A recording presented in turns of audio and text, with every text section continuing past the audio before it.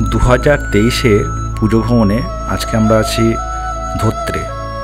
ধোত্রের watch tower থেকে আমরা দেখব সুদৃশ্য সূর্যের ঘুমহাম। খুব ভোরে আমরা চামলিং গেস্ট হাউস থেকে এই ওয়াচ টাওয়ারের উদ্দেশ্যে রওনা দিয়েছি।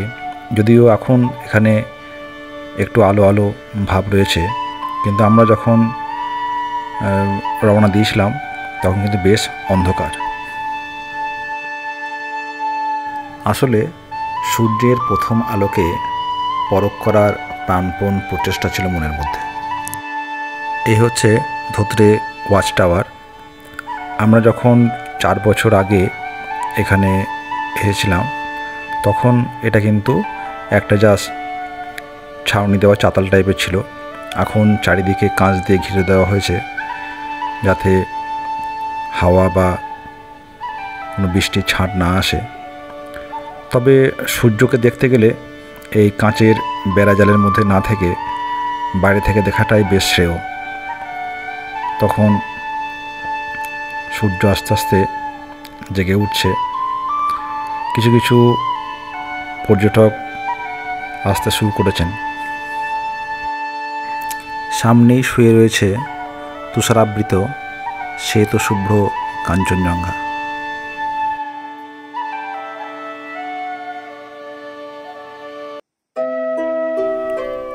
বরফের বিছানায় শুয়ে থাকা কাঞ্চনজঙ্ঘা বা স্লিপিং বুদ্ধ, তাদের এই সাদা কালো রূপ, তবুও রূপের মধ্যে রয়েছে এক মহিমাময় গাম্ভীর্য।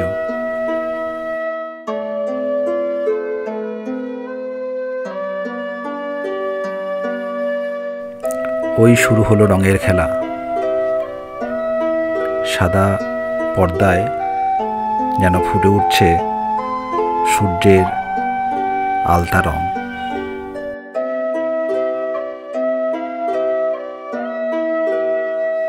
সে রং ক্ষণে ক্ষণে বদলে যায়।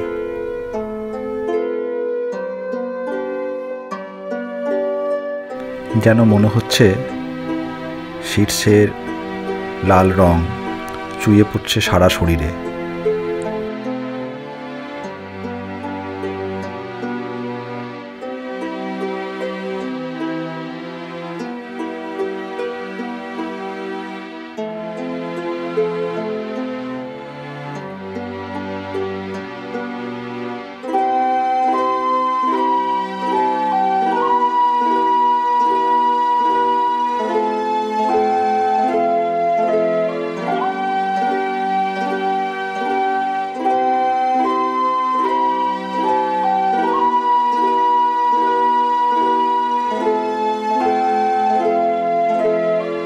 ভোরের সেই শ্বেতশুভ্র বরফ এখন যেন সোনায় মোড়া।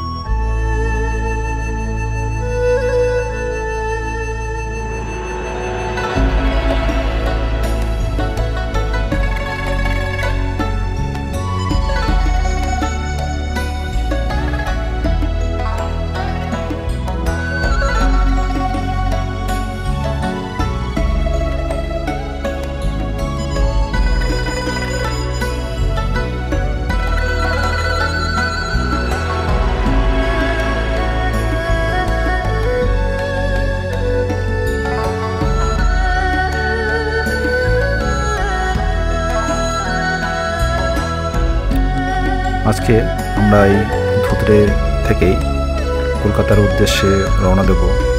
আজকে আমাদের শেষ দিন, তাই সকালে চামলিং হাউসে টিফিন করে আমাদের গাড়ি আমাদের নিয়ে ছুটবে এনজেপির উদ্দেশ্যে।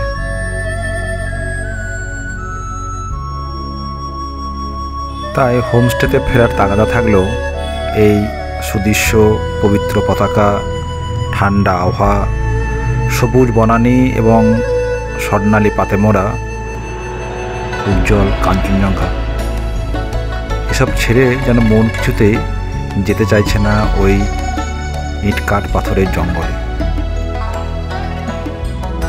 সত্যি কথা বলতে কি, প্রকৃতির এই অপরূপ রূপ, সবুজ বনানী, সোনালি কাঞ্চনজঙ্ঘা, যার রূপ প্রতি মুহূর্তে পাল্টে পাল্টে যায়, কুয়াশাবৃত পাহাড়, সব মিলিয়ে মনকে যেন কোথায় টেনে ধরে।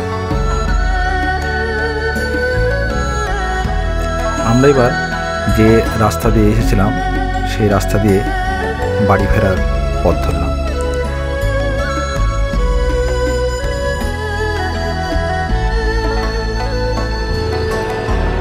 সেই ভোরে এই রাস্তা ছিল একেবারে অন্ধকার।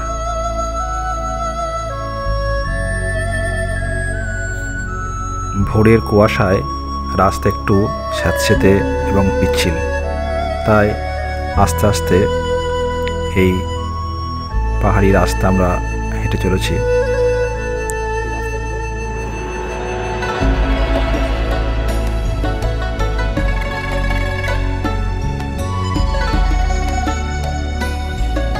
দূর থেকে ভেসে আসছে মন্দিরের ঘণ্টাধ্বনি, ওম মণি পদ্মেহ, সেই পবিত্র বৌদ্ধ সঙ্গীতের সুরেলা মূর্ছনা।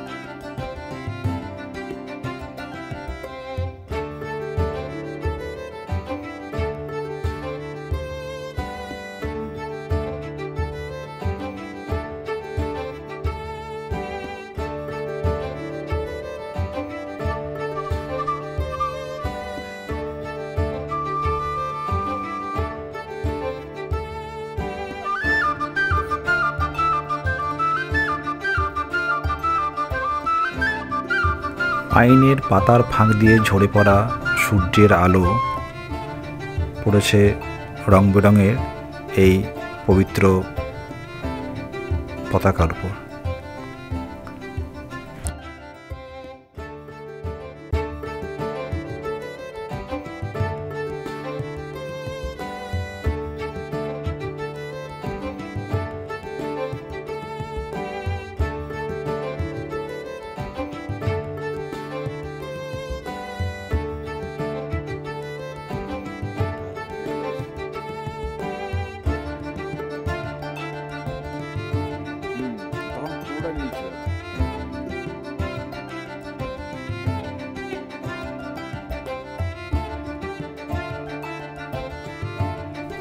এই অঞ্চলটি হচ্ছে Dhotrey medical plant conservation area. এখানে প্রচুর দুর্মূল্য মেডিকেল প্ল্যান্ট রয়েছে যেগুলো নিয়ে গবেষণা হয়। এখানে সেই গবেষকরা থাকেন। আরও অবাক করার বিষয়, এখানকার মানুষজন কিন্তু এই বনজ গাছপালার যে ভেষজ গুণ তারই ওপরে ভরসা করে বেঁচে রয়েছেন।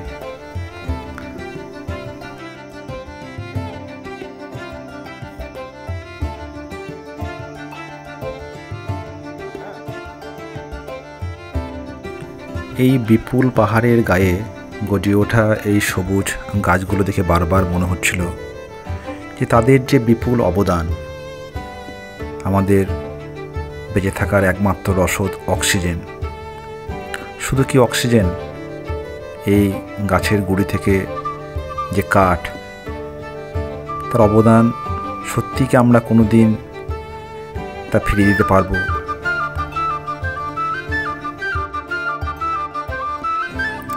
এই চিরসমাধিস্থ পাহাড়, এই সবুজ গাছপালা যতদিন থাকবে ততদিন আমরাও থাকব। বেঁচে থাকবে আমাদের এই মামুলি অহংকার।